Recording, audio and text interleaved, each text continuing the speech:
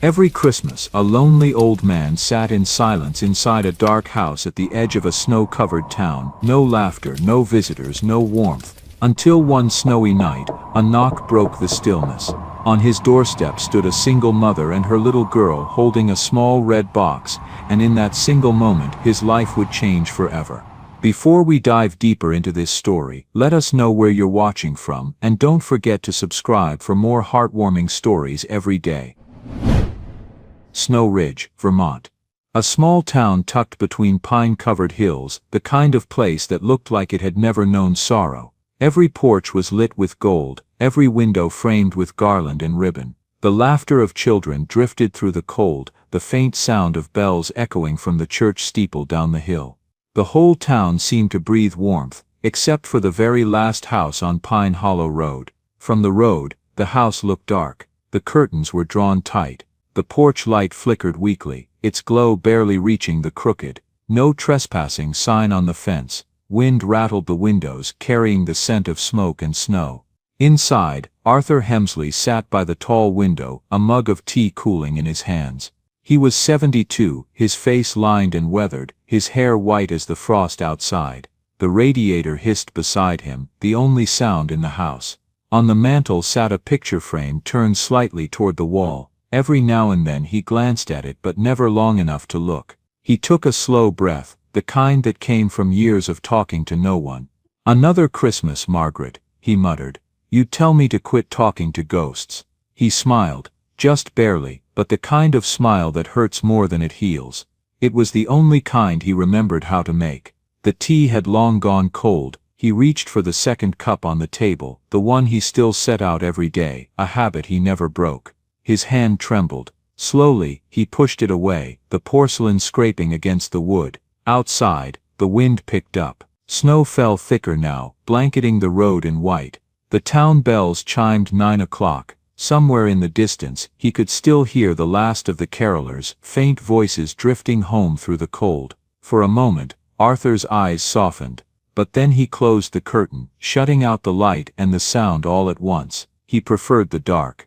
It didn't ask him to remember. He stood to put out the lamp, and then 3 knocks, soft, even, certain. Arthur froze, his brow furrowed. No one ever knocked on his door, not in years. He listened. The wind howled once, then quieted. Maybe it was a branch, he thought. Maybe the storm. Then came the second round, louder this time, followed by the faint crunch of feet. He set down his mug, the sound small in the vast quiet.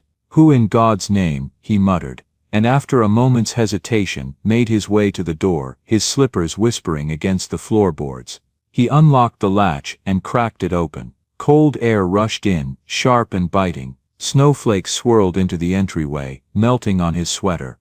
The reflection of the street lamp caught his face, half in shadow, half in gold. And there, framed by the porch light, stood a young black woman, her coat dusted white, and beside her, a little girl holding a red box tied with string. The woman smiled, though her cheeks were flushed from the cold. "Good evening," she said, her voice soft but steady. "I'm sorry to bother you. We just moved in down the road, the blue house with the red door. The postman mentioned you lived alone, and my daughter insisted we bring cookies to everyone on the street. You're our last stop." Arthur blinked, squinting against the snow. The woman's dark curls peeked out from beneath a wool hat. The girl's brown eyes were bright, wide, curious. He looked from one to the other, then at the box. "At this hour?" he asked gruffly. The woman's lips curved faintly. She was too excited to wait till morning. "We tried 3 other houses first. Figured we'd finish the whole street." The girl, maybe 5 or 6, shifted on her boots and held up the box with both mittened hands. "They're chocolate chip," she said. "Mom says Christmas cookies taste better when you share them." Arthur's frown deepened, but something about the way she said it, so matter-of-fact, so certain, made him hesitate. His eyes flicked toward the snow whipping past the porch, then back to the girl. Her coat was too thin, her breath came in quick little clouds. "You shouldn't be out this late," he said finally. "It's freezing." The woman nodded, her tone gentle but unafraid. "I know, we just wanted to stop by. We'll head home now." Before she could turn, the wind gusted again, sending a spray of snow across the steps. The girl flinched, tucking her chin into her scarf. Something in that small innocent motion cut through Arthur's cold like a knife. "Wait," he muttered, almost against his will. His hand tightened on the doorframe as the cold bit at his skin. For a heartbeat, he nearly closed the door again. The safe thing, the familiar thing. But the sight of the little girl shivering beside her mother made something inside him twist, quiet and painful. He hadn't heard another human voice in days, maybe weeks. He exhaled, the sound rough in the quiet. "Come in," he said finally. Voice low, "just for a minute." The woman looked surprised. "Are you sure?" Arthur sighed. "I wouldn't have said it if I wasn't." She smiled, relieved perhaps, and guided her daughter inside. Snow melted in droplets along the entryway floor. The house seemed to exhale as the door shut behind them. For the first time in years, there were other voices within these walls. The moment the door closed, the old house seemed to hold its breath. The faint rattle of the window pane softened, and the cold night stayed where it belonged, outside. Arthur stood by the door a moment too long, unsure what to do next. Even the air seemed uncertain what to do with company again. The silence felt heavier with people in it. Laia brushed snow from her coat, small flakes melting against her dark skin. Her cheeks were pink from the cold, and a loose curl had escaped her hat, falling across her forehead. Poppy's little boots squeaked as she shifted her weight, leaving wet footprints on the old wooden floor. She looked up at Arthur like he was some mysterious creature from a storybook, part frightening, part fascinating. "Your house is big," the little girl said softly, eyes wide with wonder. "It's really quiet in here," Arthur grunted. "That's how I like it." She smiled, unbothered. "It sounds like the snow stopped just to listen." Arthur stopped mid-step. The words hung there, fragile and pure as the snow outside. He turned toward her, caught off guard by the poetry of a child who didn't even know she'd said something profound. The woman laughed under her breath, shaking the snow from her hat. "This is Poppy," she said. "I'm Laia, we're your new neighbors." Arthur gave a curt nod. "Arthur Hemsley." Poppy gave a little wave, her mittens still damp. "Hi, Mr. Hemsley." He nodded again, unsure why his chest suddenly felt tight. The woman's smile was kind but not pitying. Her eyes, deep and steady, held something he hadn't seen in years, patience. And as snow gathered on the window sills outside, the silence that had lived in that house for so long began to loosen, just a little. Laia glanced around. "I hope we didn't interrupt your evening." She just wouldn't let it go. "We've been baking since 6, Arthur frowned, as though unsure what to make of that. Laia gave her daughter a gentle look that said not everyone needs conversation to be kind. He grumbled something under his breath, then motioned vaguely toward the living room. "Well, you're here now, sit if you want. Tea's probably cold, but I can warm it up." It wasn't much of a welcome, but for Arthur, it might as well have been a red carpet. Laia smiled softly. "Tea sounds nice." He moved stiffly to the kitchen, his slippers scuffing the floor. Laia and Poppy followed, pausing at the edge of the dim room. The place looked untouched, as if time had stopped in it. The counters gleamed from being cleaned too often. A single chair stood pulled slightly out of place, the only sign of life. The air smelled faintly of dust and peppermint tea. Poppy climbed onto the chair with a little hop, her legs swinging. Arthur pretended not to notice. The old kettle hissed as he filled it, the clink of metal echoing through the quiet house. "You said you just moved in?" he asked. Laia nodded. "A week ago, down near the blue house with the red door. It's small but cozy." "Cozy," Arthur repeated, almost tasting the word.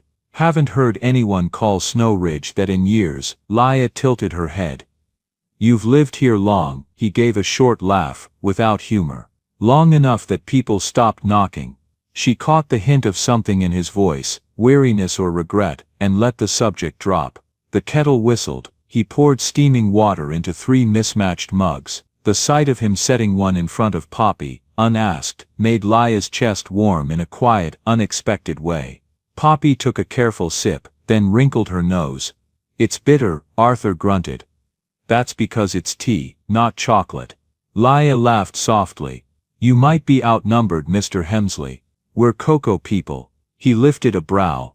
Figures, something about the way he said it wasn't mean, it was almost teasing, the closest he'd come to human warmth in a long while. Laia caught the trace of a smile tugging at the corner of his mouth and decided not to ruin it by pointing it out. Poppy slid the red box across the table. Mom said I could give these to you now. Arthur hesitated. Cookies, chocolate chip, Poppy said proudly. I helped stir. Mom says the secret is to use extra brown sugar so they stay soft. He eyed the box like it might explode. Then reluctantly he opened it. Inside, uneven cookies lay in wax paper, each one a different shape. He picked one up, turned it over, sniffed it once, and took a bite. Poppy leaned forward, watching him with unblinking excitement. Do you like it? Arthur chewed slowly. It's edible. Laia sighed, but Poppy giggled. That means yes, she said, grinning. Arthur looked at her, surprised by how easily she laughed. He tried to look annoyed, but the sound of that laugh, it did something strange to the air in the room. It loosened it, made it easier to breathe. Laia took a sip of her tea and looked around. You keep it spotless in here, she said. Old habit, Arthur replied. When it's clean it's quiet. She smiled faintly. And quiet means safe, right? He didn't answer. His eyes drifted toward the living room where the faint outline of a picture frame still sat, turned to the wall. Laia noticed the glance but said nothing. Some silences weren't meant to be broken too soon.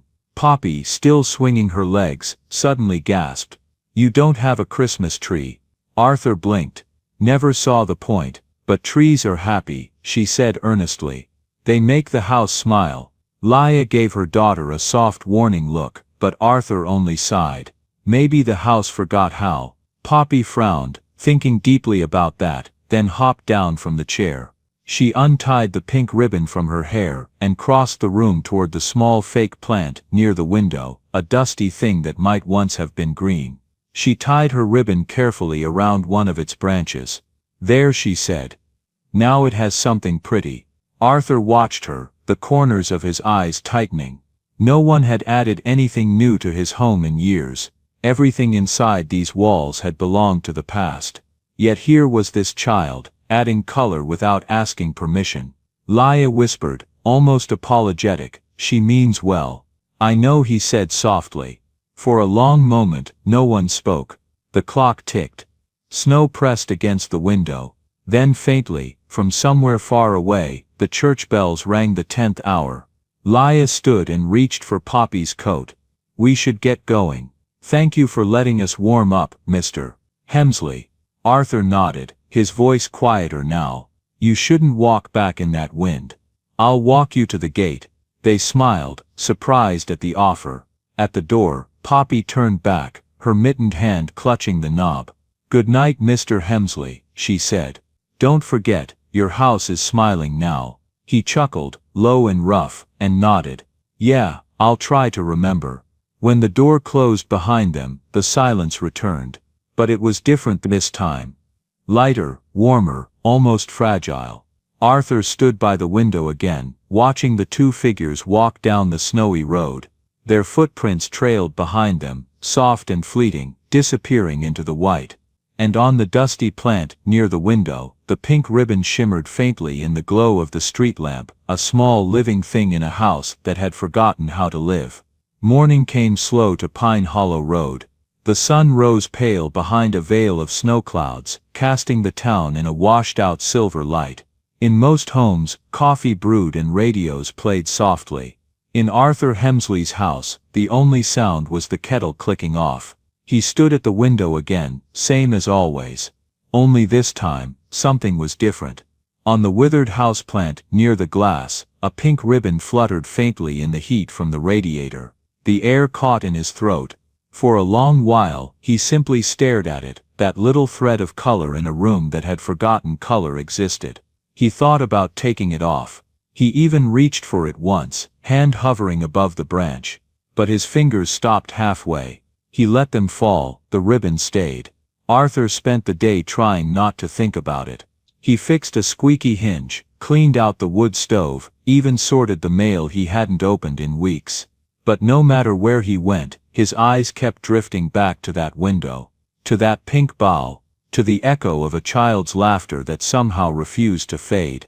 By afternoon, he found himself at the front door, coat on, boots laced, telling himself he just needed fresh air.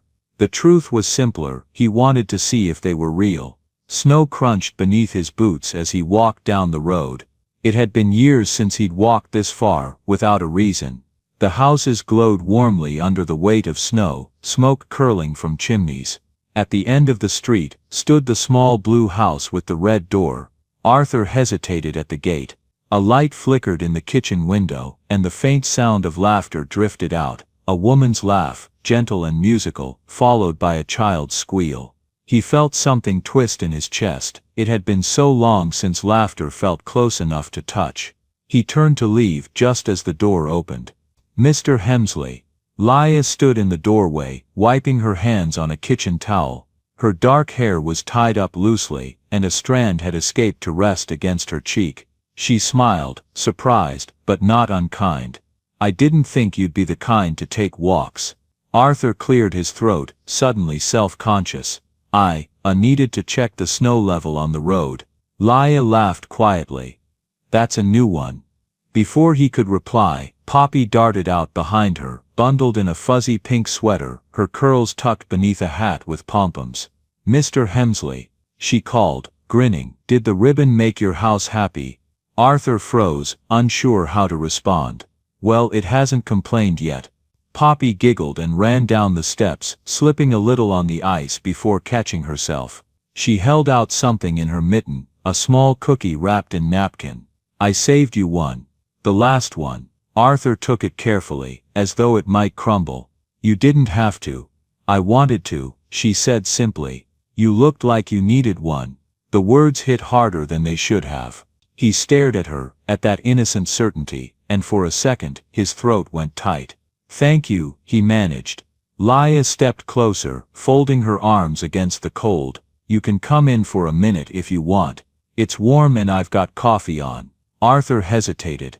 He could feel every excuse forming in his head, things to fix, chores to finish, reasons to say no.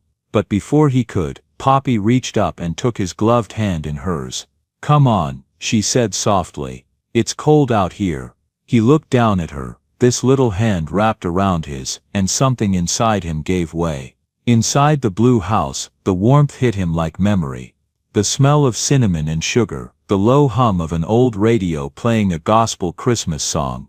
Leah's kitchen was small but alive, photos taped to the fridge, a bowl of fruit on the table, a few paper snowflakes Poppy had cut out hanging by the window. It felt like life. Messy. Loud.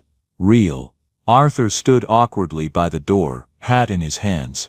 "You run a tight ship," he said, scanning the room. Leah smiled. "Tight enough to keep the heat bills down." He nodded, unsure what else to say. His eyes landed on a small stack of unpaid bills by the fruit bowl, neatly clipped together. She followed his glance, her smile faltering just a little. "Still trying to catch up," she said. "Moving isn't cheap." He shifted uncomfortably, hating that he'd made her explain. "Town's expensive," he muttered. "Not many folks stay long. Maybe we will," she said quietly, pouring coffee into 2 mugs. "Poppy likes it here." Poppy sat at the table, humming softly, as she drew with a broken crayon. "I made you something," she said without looking up. Arthur frowned. "Me?" She nodded, sliding a piece of paper across the table. It was a drawing, crooked lines, smudged color of a house with smoke curling from its chimney, and a bright pink ribbon tied around a plant in the window. 3 stick figures stood outside it, holding hands. Arthur stared at it for a long moment. "Who's that supposed to be?" Poppy grinned. "That's you. That's me. And that's Mom." He looked up sharply, caught between surprise and something else he didn't have a name for. Leah's voice softened. "She draws everyone she likes." He cleared his throat again, his voice rough. "She shouldn't waste paper on old men." Poppy giggled. "You're not old, you're just wrinkly." Leah laughed out loud, shaking her head. "Poppy," Arthur chuckled, a sound rusty from disuse. "Guess that's fair." For a few moments, time seemed to forget itself. The wind howled outside, but inside, it was warm. There was coffee, and the smell of sugar, and laughter so small it barely disturbed the air, but it was laughter all the same. When Arthur finally stood to leave, Leah handed him a paper bag. "Take some cookies for later." He tried to refuse, but she pressed it into his hand anyway. "It's Christmas week, let someone do something nice for you." He nodded, eyes down. "I'll bring the bag back." She smiled. "No hurry." As he stepped out into the cold, he looked back once. Through the window, he could see them, the two of them moving through that tiny kitchen, their shadows soft against the golden light. For the first time in years, Arthur realized the silence outside wasn't comforting anymore. It felt lonely. He walked home slowly, his breath turning white in the air. Inside his house, the pink ribbon waited by the window, dancing gently in the heat. He set the paper bag on the table beside it, and stood there for a long time. Then, almost without thinking, he turned the picture frame on the mantel face up again. In the photo, his wife was smiling, and beside her, his son, young and proud. Arthur's hand brushed the edge of the frame. He whispered, almost to the air, "Maybe you were right, Margaret. Maybe the world isn't done with me yet." The ribbon fluttered once more, catching the light. Outside, the snow kept falling. Inside, the quiet didn't feel empty anymore. It felt like waiting. Days passed in quiet rhythm. Snow Ridge settled deeper into winter, the roads turning to glass under the weight of ice. Most evenings, Arthur still sat by his window, but now, the pink ribbon swayed gently beside him, a small reminder that the world beyond his walls still breathed. He had started to walk more. First to the end of his driveway, then to the mailbox, then farther, all the way to the little blue house with the red door. Sometimes he brought a jar of jam, sometimes a loaf of bread, pretending it was a neighborly trade. But the truth was simpler. He liked the sound of that child's laughter. He liked the way Leah filled silence with something that didn't demand an answer. On this particular afternoon, smoke rose from his chimney for the first time in years. He'd spent the morning splitting old wood, and decided the cold wasn't winning this year. As he set another log on the fire, a soft knock came at the door. He opened it to find Leah standing there, her scarf dusted with snow. She carried a small bowl covered in foil. "I made stew," she said with a shy smile. "Thought you might like some." Arthur frowned. "You didn't have to do that." "I know," she said simply. "But I wanted to." He hesitated, then stepped aside. "You'd better come in before it freezes solid." The house felt warmer now, less like a museum. The faint smell of cinnamon lingered from the last batch of cookies Poppy had helped him bake, or rather destroy. Leah looked around, smiling. "You've been keeping busy," Arthur shrugged. "Can't let the house fall apart. Bad enough the owner's half gone already." She laughed softly, setting the bowl on the counter. "You ever stop beating yourself up?" He looked at her, caught off guard. "Old habits," he muttered. "They're hard to kill." They sat near the fire. Outside, the snow fell thicker, softening the world beyond the window. The crackle of burning wood filled the pauses between them. Leah took a sip of her tea, her eyes wandering around the room. That's when she noticed it, the way Arthur's gaze kept drifting toward the mantel, lingering on something before pulling away. She followed his line of sight and saw the photo frame, now facing forward, but slightly angled, as if he still wasn't quite ready to look at it directly. She studied the image in the firelight, a younger Arthur, a beautiful woman with kind eyes, and a teenage boy with his father's jawline and his mother's smile. "You've got a son, don't you?" she asked gently. Arthur stiffened. "Who told you that?" "No one," she said. "I can see him." In the photo, he exhaled slowly, his gaze sinking into the fire. "Haven't seen him in years." She waited. Finally his voice broke the quiet. "It was winter, like this one. My wife Margaret wanted to visit her sister that night. I told her to wait till morning. We argued. She slammed the door and drove off anyway." His eyes glistened in the firelight. "The roads iced over fast, she never made it." Leah's voice dropped to a whisper. "I'm sorry." Arthur nodded once, the sound of the fire filling what words couldn't. "My boy Ethan blamed me," he went on. "Said if I hadn't shouted, she wouldn't have left." He was 17, angry, rightfully so. Packed his things and never looked back. For a long while, Laya said nothing. Then quietly, "Did you ever try to reach out to him?" He rubbed his palms together, staring into the flames. "I wrote him letters, birthday cards, sent them for years. He never answered. Eventually I stopped." He paused. "There's one I kept though. It's in the drawer by the desk. The last one I wrote. Never sent it. Couldn't get past my own shame, I guess." Laya hesitated, her voice softer now. "You ever think maybe he's waiting for it?" Arthur gave a bitter smile. "No one waits that long." She was quiet for a moment, eyes distant. "You'd be surprised," she said softly. Arthur looked up, and for the first time there was something different in her voice, a tremor she didn't hide. "My mother stopped calling after I told her I was pregnant with Poppy. Said I'd ruined my life. I told myself I didn't need her anymore.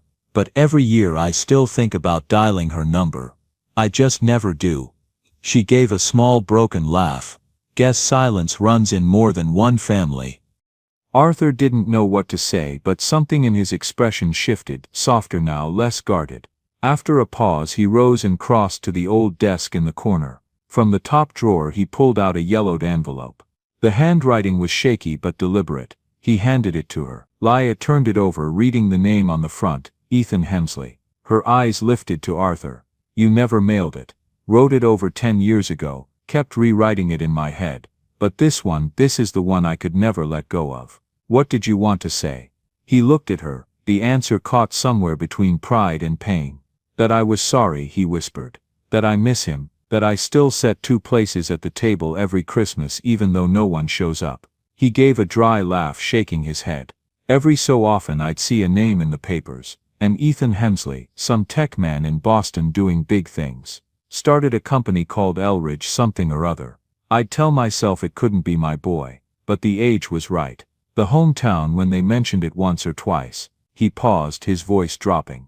"I even kept one article, folded up in the same drawer. I'd take it out sometimes, read about his success, and tell myself maybe he was better off without me dragging him down." His voice wavered, low and ashamed. "If it was him I'd have to face that he built a whole life without me. And if it wasn't, well, then I'd have nothing left to wonder about. So I never checked, never wrote to the company, never tried to confirm it was really him." Laya's breath caught. She hadn't expected that.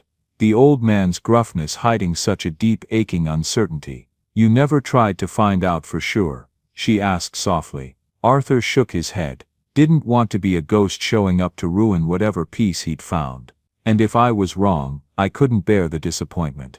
Silence filled the room again, heavier this time. The firelight danced against his face, softening the lines that guilt had carved there.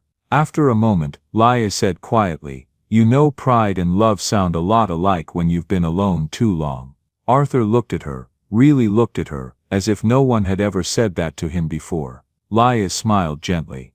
"Maybe he didn't stop waiting, Arthur. Maybe he just got good at pretending he didn't have to." He didn't answer, but his fingers brushed against the edge of the letter still sitting on the desk, the paper worn thin from years of not being sent. The fire popped. Laya's eyes drifted to the drawer Arthur had opened, still slightly ajar. She could just make out the edge of a folded newspaper clipping inside. She said nothing then, but the name stayed with her. Ethan Hensley, Elridge Technologies, Boston. That night, Laya sat in front of her laptop, the house silent except for the ticking clock, and Poppy's soft breathing from the next room. Her hands trembled over the keyboard as she typed the name into the search bar, Ethan Hensley, Elridge, Boston. It didn't take long. The results appeared, article after article. Ethan Hensley, CEO and founder of Elridge Technologies, a health tech company making waves in telemedicine and accessible healthcare. There were photos, a confident man in his 30s, dark hair, strong jawline, Arthur's jawline, standing at conferences, shaking hands with investors, speaking at panels about healthcare innovation. She clicked on the company website. There he was again, professional headshot, bio listing his accomplishments, his vision for bringing quality healthcare to underserved communities. And at the bottom of the page, contact us. Her heart raced as she clicked through to the form. Then she found his LinkedIn profile, verified with the blue check. CEO at Elridge Technologies, Boston, Massachusetts. Previously worked at several major tech firms before founding his own company. This was real. This was him.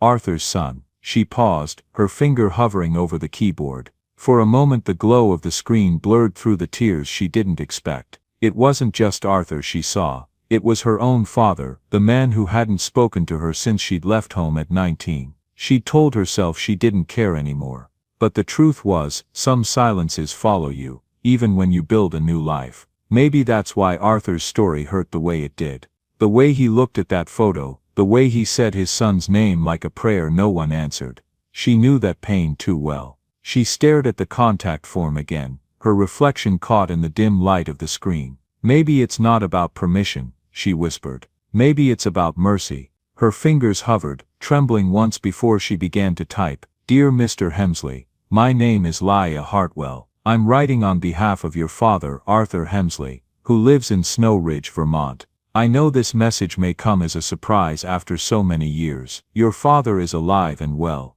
He speaks of you often, though he doesn't know I'm reaching out. He carries a letter he wrote to you over 10 years ago, one he could never bring himself to send. I don't know your story, and I don't presume to understand the pain between you. But I do know this, he misses you. He's followed your career from a distance, proud but too afraid to reach out. And sometimes, the hardest part of healing isn't forgiving someone else, it's forgiving ourselves. If you'd like to reach him, his address and phone number are below. If not, I understand. But I thought you should know. Your father is still hoping for one more conversation. With respect, Laia Hartwell. She added Arthur's contact information at the bottom, then hesitated over the send button. Outside, the snow kept falling. Somewhere down the road, a porch light flickered on at the blue house with the red door. She clicked send. 3 days passed like held breath. Arthur noticed Laia had been quieter during her visits, distracted. He didn't ask why. He'd learned long ago that some silences were meant to be respected.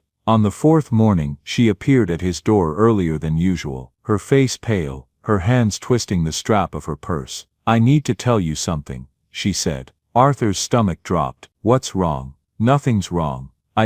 She took a deep breath. I found him, Arthur, your son. I found Ethan. Arthur froze, his hand gripping the door frame. What? That night you showed me the letter. The article you mentioned, I looked it up. It was him. Ethan Hemsley, CEO of Elridge Technologies in Boston. It's all there online. His company, his work, everything. Arthur's face went white. You looked him up. I sent him a message, she said quickly. Through his company website. I told him about you, about the letter. I gave him your contact information. Her voice wavered. I know I had no right, but Arthur, you've been waiting 15 years for courage that was never going to come. Someone had to knock first. Arthur staggered back a step, his breath coming sharp. You had no right, he said, voice rough. That wasn't your decision to make. I know, Laia whispered. But I couldn't watch you die without trying.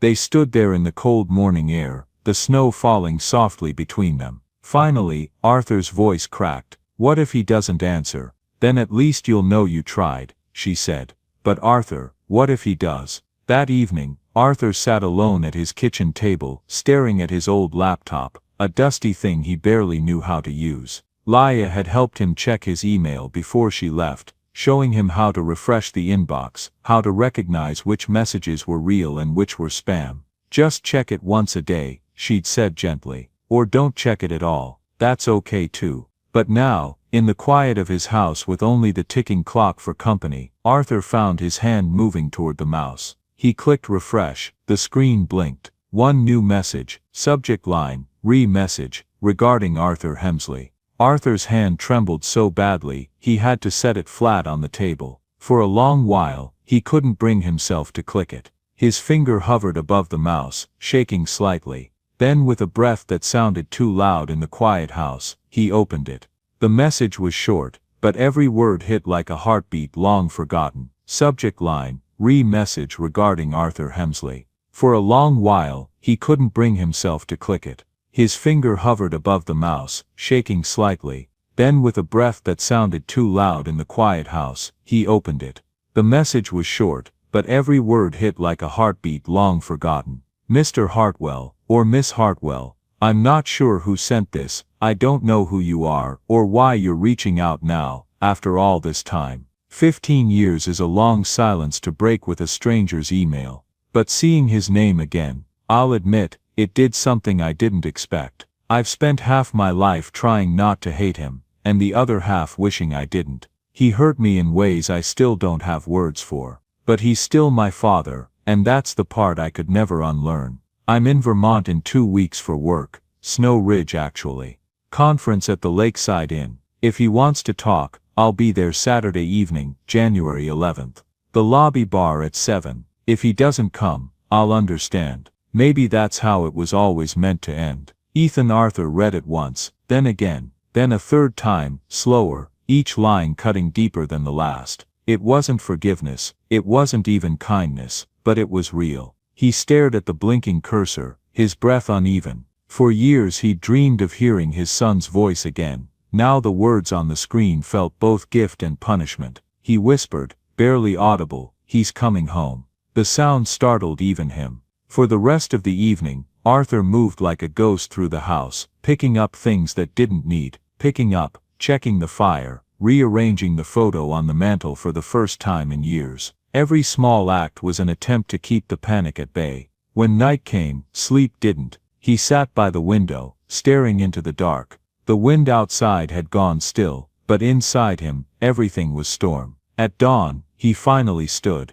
The first light crept over the snow-covered street. Down the road, the blue house with the red door glowed faintly in the morning sun. He found himself walking there before he decided to. Laia answered the door in a robe, her hair loose around her shoulders. She blinked in surprise. "Arthur, it's barely 6, I got an email," he said. Her sleepiness vanished. From him. He nodded, handing her his phone. She read it silently, her eyes softening as she reached the end. "He wants to see you," Arthur's voice cracked, "or he wants to say goodbye in person." Laia shook her head. "You don't drive all the way from Boston to say goodbye." He gave a weak laugh. "You've never met my son. Then maybe it's time you do again," she said. They sat in the kitchen, while Poppy still slept upstairs. The smell of coffee filled the small space, grounding the air between them. Laia smiled gently. "You're his father, recognition doesn't fade that easy." He rubbed his face, the weight of years pressing down. "I thought I was doing him a favor, staying away," he said once. "He never wanted to see me again." "You don't forget words like that." "Maybe he didn't mean them," she said. He gave her a tired look. "We always mean them when we're hurt." Laia's eyes softened. "Then maybe you both have something to forgive." Arthur didn't answer. Instead he stared into his coffee like it could give him courage. Finally he asked, "What do I even say to him?" "Start with hello," Laia said simply. "The rest will come." The 2 weeks that followed were the longest of Arthur's life. Every morning he woke thinking it was Saturday. Every evening he rehearsed words that sounded hollow the moment they left his lips. Laia checked on him daily, sometimes bringing Poppy, sometimes coming alone. She never asked if he was ready, she just sat with him in the quiet, reminding him through her presence that he wasn't alone in this. On the Thursday before the meeting, she found him standing in front of his closet, staring at shirts like they were ancient texts. "The blue one," she said from the doorway. He jumped. "You scared me half to death." She smiled. "The blue one makes you look less like you're attending a funeral." He pulled it out, held it up, then put it back. "Maybe I shouldn't go, Arthur." He turned to her, and she saw it then, the fear beneath the gruffness, not of rejection, but of hope. Hope was more dangerous than despair because it asked you to risk the heart you'd learned to protect. "What if I make it worse?" he whispered. She crossed the room and took his weathered hands in hers. "Then at least you'll know you tried. But staying here, wondering for the rest of your life, that's worse than any goodbye." Saturday arrived, wrapped in cold fog. Arthur spent the morning polishing his old boots, trimming his beard, and changing his shirt 3 times, before settling on the blue one Laia had chosen. By late afternoon, the fog had lifted, revealing a pale winter sun. Laia stopped by at 6. She straightened his collar with the care of someone who understood that even the smallest things mattered on days like this. Poppy handed him a folded piece of paper. "It's for good luck," she said. Arthur unfolded it. Inside was a crayon drawing, 2 stick figures standing beside a tall tree, a bright yellow sun in the corner, and 3 words written in careful crooked letters. "Don't be afraid." He swallowed hard. "Thank you, sweetheart. You'll be okay," Poppy said confidently. "Mom says brave doesn't mean not scared. It means go anyway." Arthur looked at Laia, a flicker of emotion crossing his eyes. "You said that." She smiled softly. "I've learned a few things." The lakeside inn sat on the edge of town, all wood and amber lights, the kind of place that smelled like coffee and pine. Arthur pushed open the door at 6:55, and felt the heat hit him instantly. The lobby bar was quiet, just a few couples scattered at tables, soft jazz playing from hidden speakers, and there in the corner booth by the window, sat a man in his mid-30s. Dark hair, clean suit, shoulders that carried the weight of someone used to being in charge. His back was to the door. Arthur stopped. His throat closed for a moment. He would have known that posture anywhere, the same way his boy used to sit when he was angry but too proud to admit it. He took a breath and walked forward. Each step felt heavier than the last. "Ethan," the man turned. His eyes widened just slightly. Not shock, not anger, but something between disbelief and recognition. Arthur stood there, his old coat dusted with melting snow, his hands shaking just enough to show. Ethan's voice was low. "You really came." Arthur tried to smile, but it faltered. "You asked me to." For a moment neither spoke. The air between them was thick with everything they hadn't said in 15 years. Then Ethan nodded toward the seat across from him. "Sit, Dad." Arthur did slowly, carefully, as though afraid the chair might vanish if he moved too fast. Ethan studied him, his eyes unreadable. "You look older than I remember." Arthur let out a breath that might have been a laugh. "That's what happens when you wait 15 years. Ethan smiled faintly. "I guess it is." The silence that followed wasn't empty. It was alive, breathing, fragile. A waitress appeared. "Can I get you gentlemen anything?" Ethan glanced at his father. "Coffee." Arthur nodded. "Black." "2 coffees, please," Ethan said. When she left, the silence returned, but this time it felt less like a wall and more like a bridge neither knew how to cross. Finally Arthur spoke. "I've wanted to tell you how sorry I am." Ethan looked down at his hands. "I know." Arthur blinked. "You do." He nodded slowly. "I read every letter you sent, the birthday cards, the Christmas notes, all of them. I never wrote back, but I read them." Arthur's eyes welled before he could stop them. "Then why?" "Because I was angry," Ethan said quietly, "and hurt, and for a long time, I didn't know how to separate the two." The coffees arrived. They both wrapped their hands around the mugs, grateful for something to hold. Arthur's voice trembled. "Your mother, what happened to her?" "It was my fault. I should have listened, should have let her go without the fight." Ethan looked up sharply. "It was an accident, Dad. A patch of ice. Bad timing. You didn't cause that. I caused her to leave angry." "Maybe," Ethan said, "but she chose to drive anyway. We were all stubborn that night, not just you." Arthur stared at him, the words sinking in like stones into water. "You don't hate me." Ethan's jaw clenched. "I did." He paused. "For years I did, but hate's exhausting. And somewhere along the way, I realized I was angrier at myself than I ever was at you." "Why?" "Because I left," Ethan said, his voice breaking slightly. "I packed my bag, and walked out on you when you needed me most. We both lost her that night, and instead of grieving together, I ran. I told myself it was your fault so I wouldn't have to face my own guilt." Arthur reached across the table. His old calloused hand hovered before finally resting on his son's. "You were 17, you were just a boy. I'm 32 now," Ethan whispered, "and I still don't know how to say I'm sorry." Arthur's voice broke. "Then let me say it first. I'm sorry, son, for the fight, for not stopping her, for every year I let you believe you weren't wanted. I thought staying away was mercy, but it was just cowardice." Ethan's eyes shimmered. "I thought the same thing." For a long time, neither of them moved. Outside the snow had started to fall again, slow and steady, like a benediction. And in that quiet, something long frozen between them began, finally to thaw. They talked for 3 hours, about Margaret, about the years apart, about Ethan's business, his life in Boston, the things he'd built to prove he didn't need anyone, about Arthur's isolation, the silence that had nearly killed him, and the knock on his door that changed everything. When Arthur mentioned Laya and Poppy, Ethan leaned forward. The woman who sent the email. Arthur nodded. She's the reason I'm here, her and her little girl. They reminded me what it felt like to be human again. Ethan smiled. I'd like to meet them. You will, Arthur said, if you're staying. Ethan hesitated. I've got meetings Monday, but I could extend through the weekend.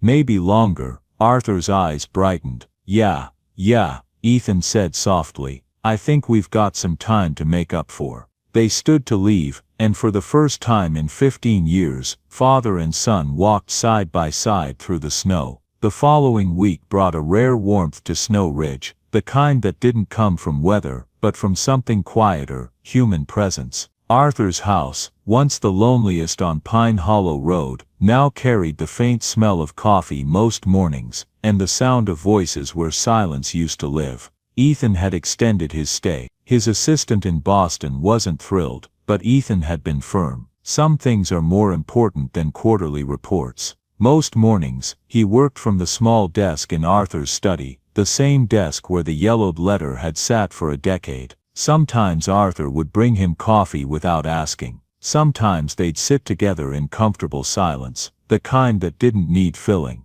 One afternoon, Ethan suggested they visit Laya's bakery. Arthur had mentioned it several times, always with a fondness that made Ethan curious. The bell chimed as they entered. The place was small but warm, with mismatched tables and the scent of cinnamon hanging in the air. Behind the counter, Laya looked up from wiping down the espresso machine. Her eyes widened slightly when she saw them together. Mr. Hemsley, she said smiling. And you must be Ethan. He extended his hand. Thank you for what you did. I don't think I ever said that properly. She shook it, her grip firm. You're here, that's thanks enough. Poppy emerged from the back room, her apron covered in flour. Mr. Hemsley. She ran over, then stopped shyly when she saw Ethan. Are you his son? Ethan crouched down to her level. I am. You must be Poppy. My dad told me you're the one who made his house smile. She giggled. With a ribbon. Best decoration I've heard of, Ethan said seriously. Over coffee and fresh muffins, Ethan learned about Laya's journey, moving to Snow Ridge, starting the bakery with almost nothing, the struggles she rarely mentioned but Poppy accidentally revealed. Mom sleeps on the couch, so I can have the bedroom, Poppy announced cheerfully. Laya's cheeks flushed. Poppy, it's temporary, she said quickly to Ethan and Arthur. Once the bakery picks up more, How much would it take? Ethan asked. Laya blinked. I'm sorry. To make things less temporary. To expand. Hire help. Maybe get a 2-bedroom place. She set down her cup carefully. That's kind, but I'm not looking for charity. Neither am I, Ethan said. I'm looking for good investment opportunities. And from what I can see, you've built something real here. Arthur watched the exchange quietly, a small smile playing at his lips. Laya shook her head. I appreciate it, but our company has a community initiative, Ethan continued. Small business grants for local owners, especially single parents. My father actually inspired me to push for it. I'd like you to apply, Ethan.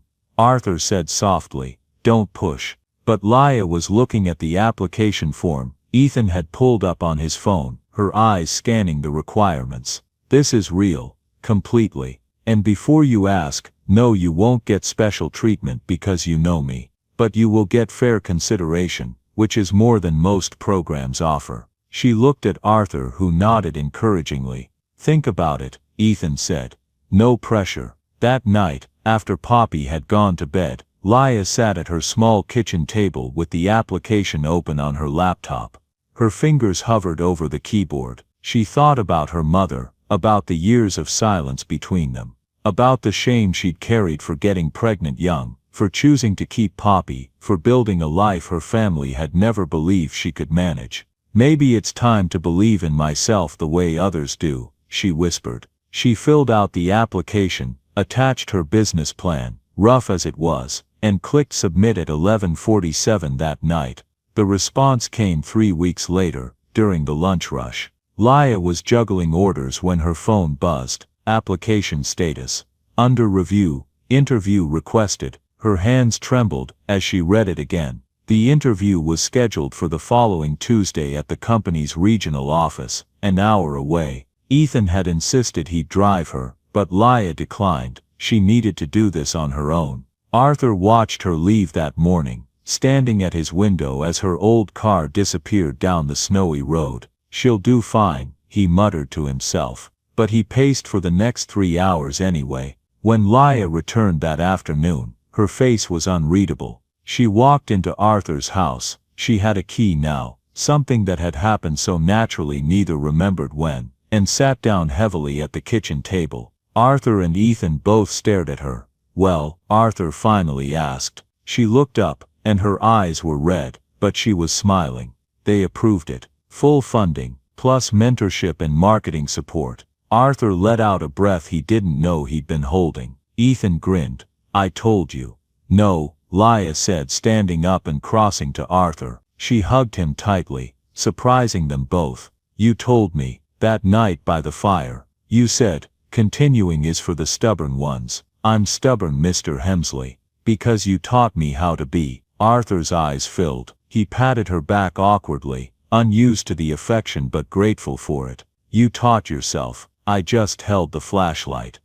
When she pulled away, she wiped her eyes and laughed. "Now I've got to figure out how to actually run a successful bakery." "You'll manage," Ethan said. "And if you need help with the business side, accounting, marketing, any of that, I know some people." She smiled at him, and something passed between them. Not romance, not yet, but recognition. Two people who'd both learned that accepting help wasn't weakness. February melted into March. Snow gave way to rain, and rain to the first shy crocuses pushing through the mud. The world turned as it always did, indifferent to human timelines. Ethan had returned to Boston, but not in the way Arthur had feared. He came back to Snow Ridge every other weekend, sometimes for longer. His company had opened a satellite office in Burlington, just an hour away, and Ethan had volunteered to oversee it personally. "Someone's got to make sure Vermont gets its fair share of innovation," he joked. But Arthur knew the truth. His son was finding reasons to stay close. The bakery, now officially renamed Sweet Haven, had undergone a transformation.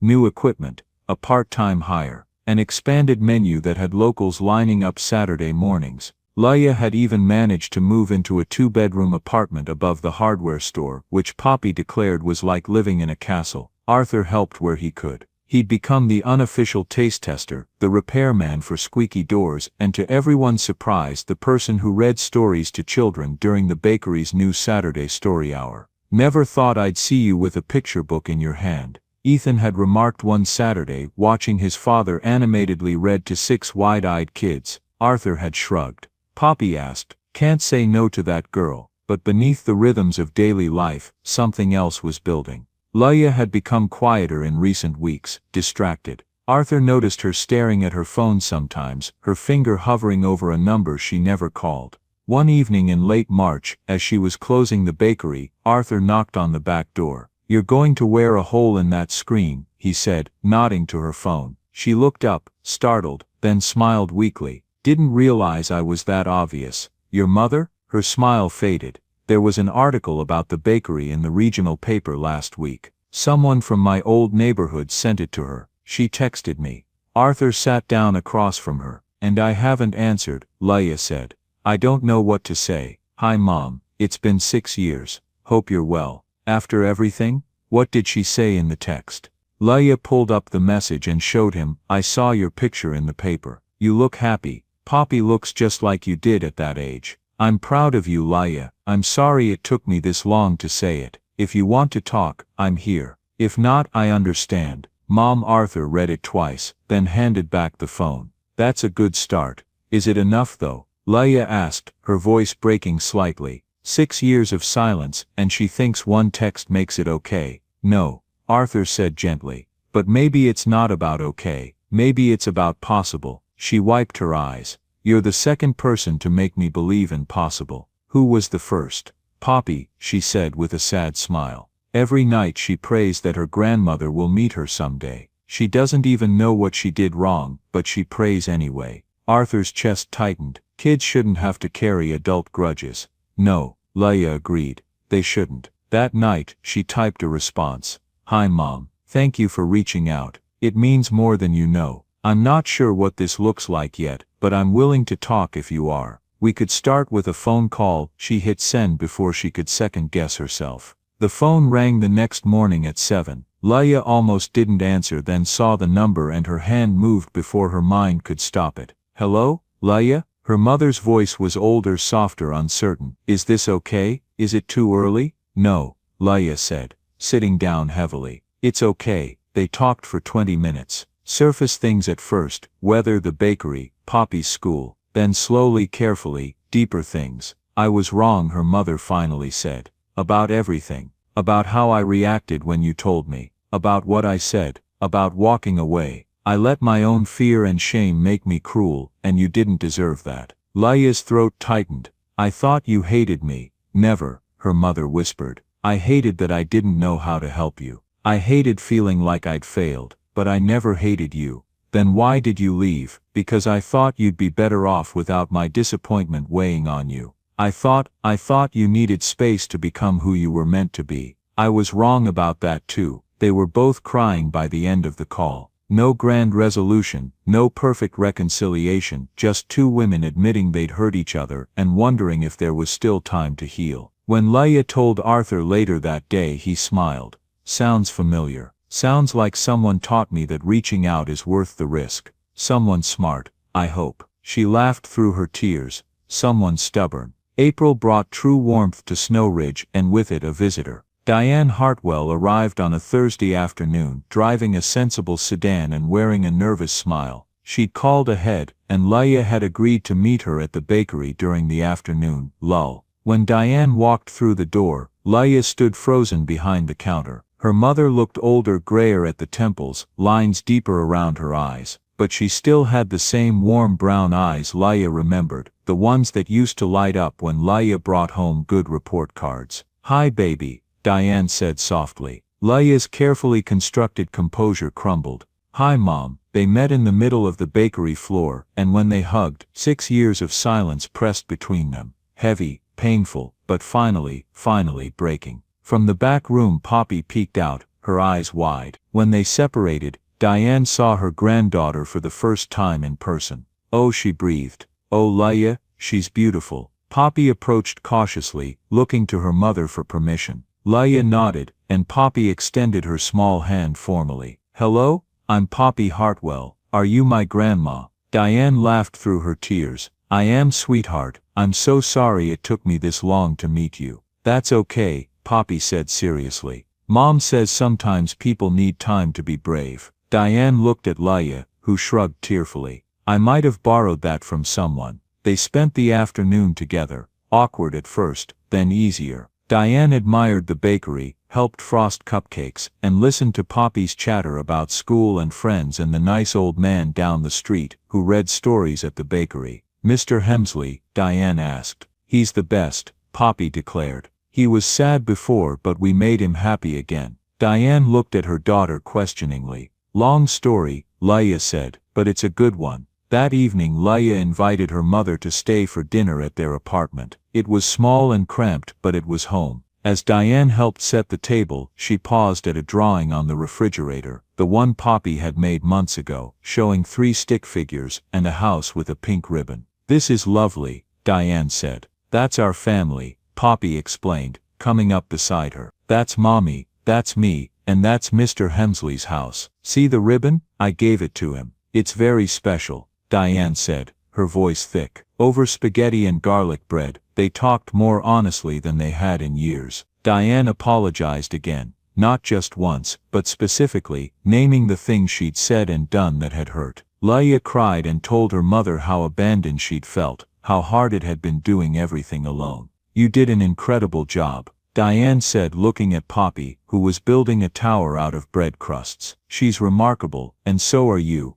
I had help, Leia said. This town, these people, they reminded me what family could look like. After Poppy went to bed, Diane and Leia sat on the small balcony, wrapped in blankets against the spring chill. "I'd like to be part of your life again," Diane said quietly. "If you'll let me. I don't expect to fix everything overnight, but I want to try." Leia reached over and took her mother's hand. "I want that too." They sat in comfortable silence, watching the lights of Snow Ridge twinkle in the valley below. The next day, Diane met Arthur. Leia had suggested it, wanting her mother to meet the man who'd helped change her life. They gathered at Arthur's house for coffee. Arthur, Ethan, who'd driven up for the weekend, Leia, Poppy and Diane. Arthur was nervous, though he tried not to show it. He'd polished the house within an inch of its life, and bought fancy cookies he didn't know how to serve. "You must be Mrs. Hartwell," he said, shaking Diane's hand. "Call me Diane, please. Leia told me what you did for her, for them." Arthur waved a hand dismissively. "I didn't do much, just opened a door." "Sometimes that's everything," Diane said. As they sat together that afternoon, 3 generations learning to heal, 2 families rebuilding what time had broken, Arthur caught Ethan's eye across the room. His son smiled at him, and Arthur smiled back. For the first time in 15 years, Arthur Hemsley's house was full of the sound he'd thought he'd never hear again. Laughter, conversation, life. The pink ribbon still hung on the plant by the window, faded now but holding strong. When summer finally arrived, it brought with it a transformation that went beyond weather. Snow Ridge bloomed, literally and figuratively. Sweet Haven Bakery had become the heart of Main Street. Lines formed every Saturday morning for Leia's cinnamon rolls, and the Wednesday afternoon story hour with Mr. Arthur had become so popular, they'd moved it outside to the small park beside the bakery. Ethan's satellite office was up and running, and he'd convinced 2 other Boston companies to open remote locations in the area, bringing jobs and young families to a town that had been quietly fading. He'd also been spending less time in Boston and more time in Snow Ridge, though he swore it was purely business. Arthur had noticed the way his son looked at Leia, carefully, respectfully, with the patience of someone who understood that some bridges needed to be built slowly. And he'd noticed the way Leia looked back, with the hint of something that might someday become more than friendship. But for now, it was enough that they were both learning how to let people in again. One Saturday in July, the town held its annual summer fair. Leia had secured a prime vendor spot, and the entire family, as they'd begun calling themselves, had shown up to help. Arthur manned the cash box, surprising everyone with his efficiency. Ethan charmed customers with his easy Boston sophistication. Diane worked the coffee station with the energy of someone making up for lost time. And Poppy, dressed in her pink apron, handed out samples with the enthusiasm of a seasoned saleswoman. "Try the blueberry scone," she'd call out. "My mom made them, and they're the best in Vermont."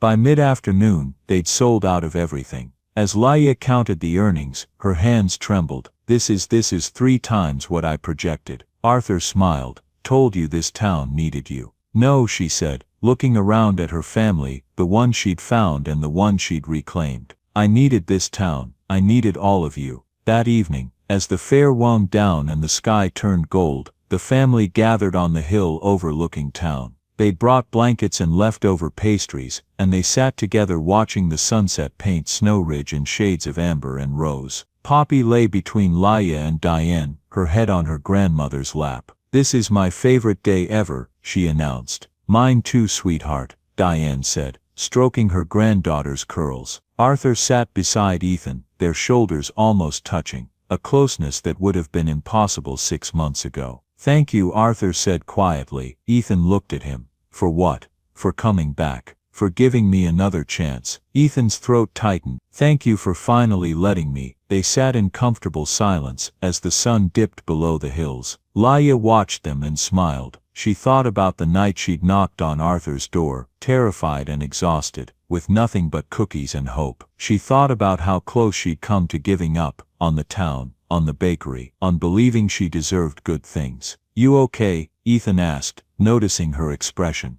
She nodded, wiping her eyes. "Just grateful." "For what?" "For stubborn old men who open doors," she said, looking at Arthur. "And for sons who come home when their fathers need them." Arthur cleared his throat roughly. "Don't get sentimental on me now," but he was smiling, the kind of smile that reaches the eyes and stays there. As darkness fell and the first stars appeared, Poppy sat up suddenly. "Can we come back here every year?" "Every year," Laia promised. "Forever and ever," Arthur chuckled. "As long as these old bones will carry me up this hill, sweetheart." "Then forever," Poppy declared, with the absolute certainty of childhood, and looking around at the faces of the people who'd become her family by blood and by choice, Laia realized that maybe, just maybe, forever wasn't such an impossible promise after all. When December came again, Snow Ridge was ready. This time though, the last house on Pine Hollow Road wasn't dark. Lights strung along the porch railing, wreaths on the door, and in the front window, a small Christmas tree decorated with mismatched ornaments, and at the very top, a faded pink ribbon.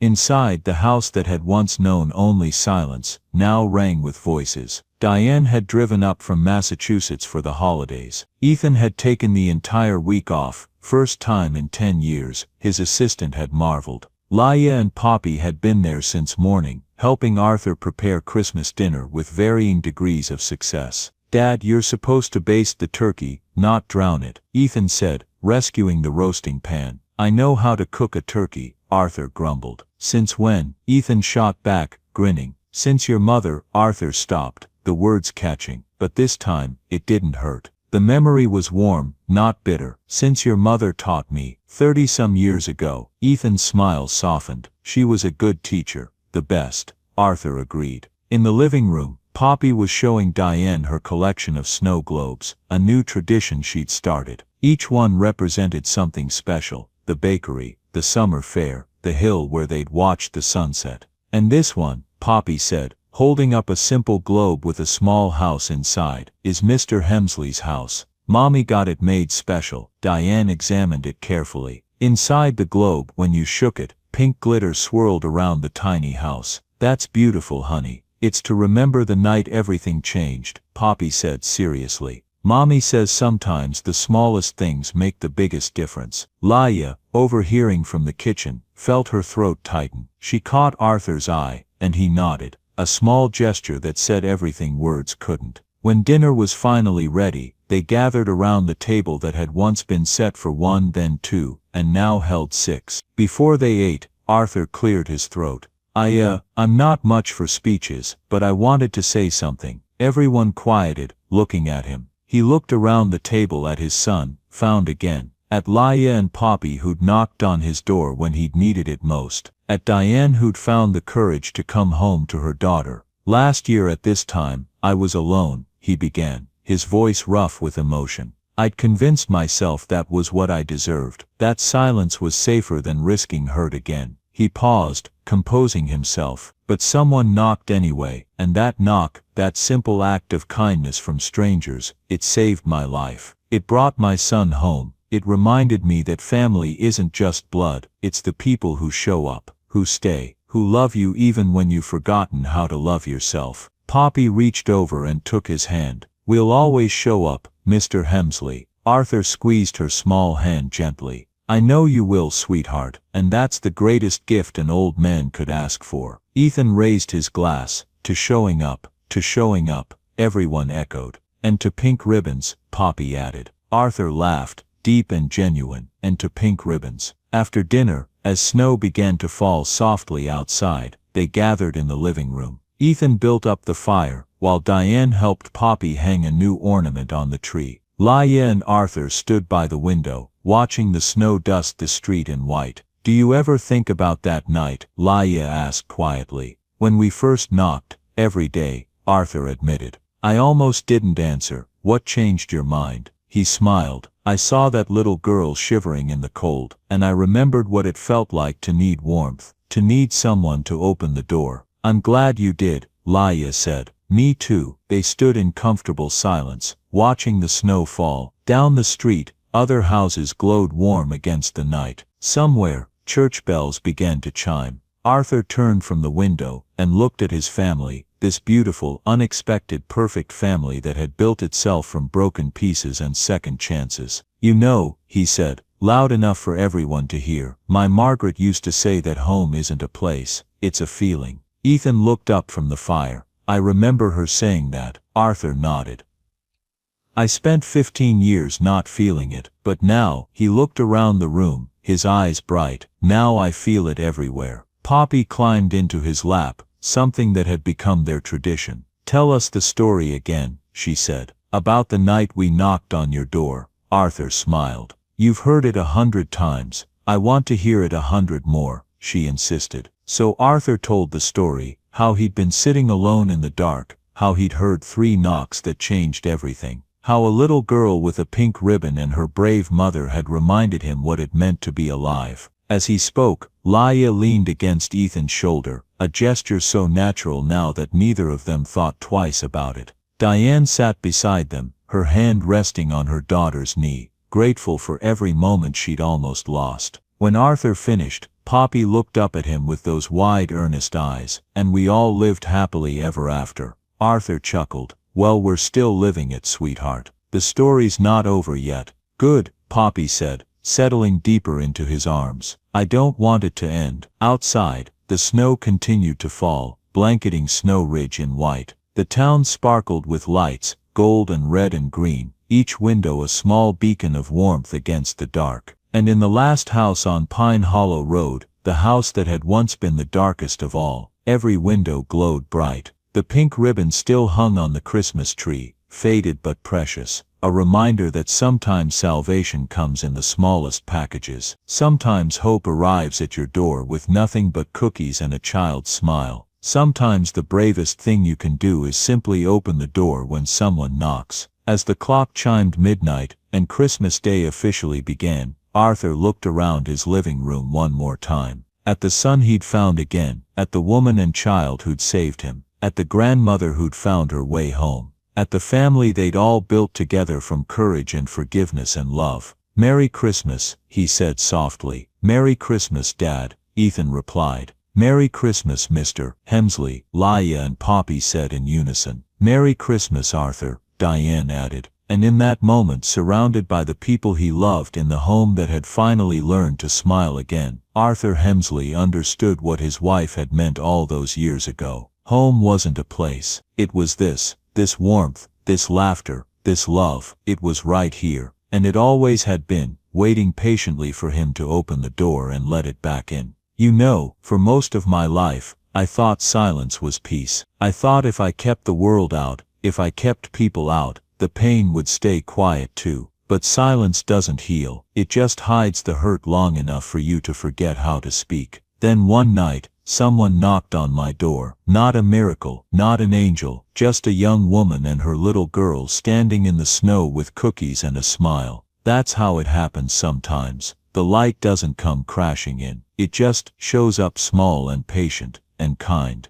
They didn't fix me, they didn't have to, they just reminded me what living sounded like. And somewhere along the way, I stopped counting the years I'd lost, and started being grateful for the ones I still had left. I used to believe second chances were for fools. Now I know they're for the brave, for the ones who open the door, even when it hurts to hope again. So if you're listening to this, if you've been waiting for a knock that never came, or if you've closed the door so long you forgot what warmth feels like, hear this from an old man who once did the same. It's never too late to forgive, to reach out, to start over. Because sometimes, the miracle isn't in who's knocking, it's in the fact that you still have the courage to open the door. That's the story of how a lonely man found his family again, and how hope, even in the coldest seasons, still knows where to find us. My name is Arthur Hemsley. This is my story, and if it touched your heart, if it reminded you of someone you still believe in, then maybe tonight, you'll knock on a door of your own. Maybe you'll be the one who changes someone's world, or maybe you'll finally open yours. Until we meet again, stay kind, stay open, and keep believing. The best stories are the ones we're still writing.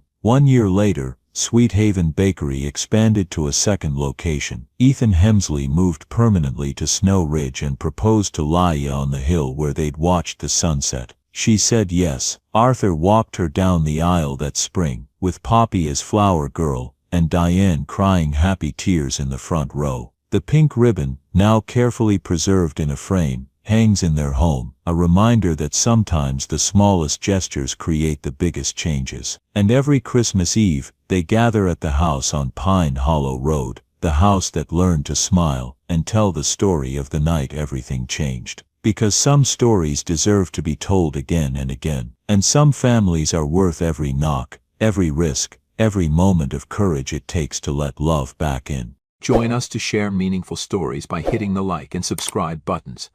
Don't forget to turn on the notification bell to start your day with profound lessons and heartfelt empathy.